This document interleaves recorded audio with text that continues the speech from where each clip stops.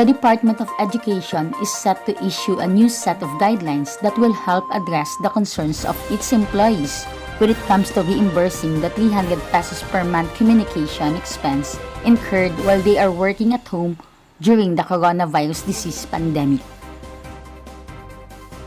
DepEd Undersecretary for Finance Annalyn Sevilla confirmed on Friday, February 26, that the agency sought the assistance of the Commission on Adult on how to address certain issues raised by its personnel, particularly on the submission of needed documents and other requirements.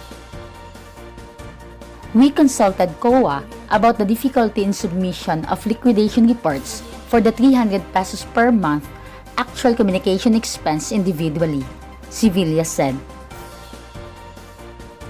DepEd, Sevilla said, was advised by the Commission to use other COA circulars to cover accountability mechanisms and reporting. We are working on this and will issue new guidelines on liquidations once we get COA concurrence, she added. Meanwhile, Sevilla said that the reimbursement of the communications expense is still ongoing. As on the status of those who have already received the reimbursement, she said that such data is currently not available. We don't require DepEd accounting units nationwide to submit reports to central office anymore on actual disbursement or payment because DepEd units use its own funds and report respectively to its corresponding DBM, Sevilla said. Sevilla said that such a directive was given because this will require additional manual work for all accounting units and we have to prioritize our tasks considering the skeletal workforce that we have during quarantine.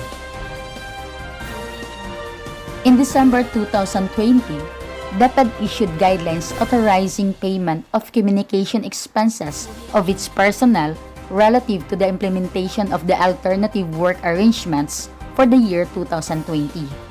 The said guidelines for reimbursing communication expenses will retroactively take effect and cover the period of 9 months from March 16, 2020 until December 16, 2020.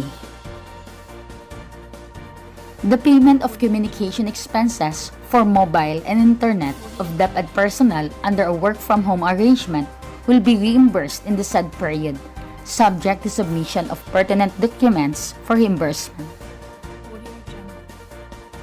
The amount which may be reimbursed shall not exceed 300 pesos per month to be certified by the authorized claimant as actual expenses incurred in connection with the discharge of their official functions and are necessary to support the operations of the agency amidst the pandemic, the guidelines read.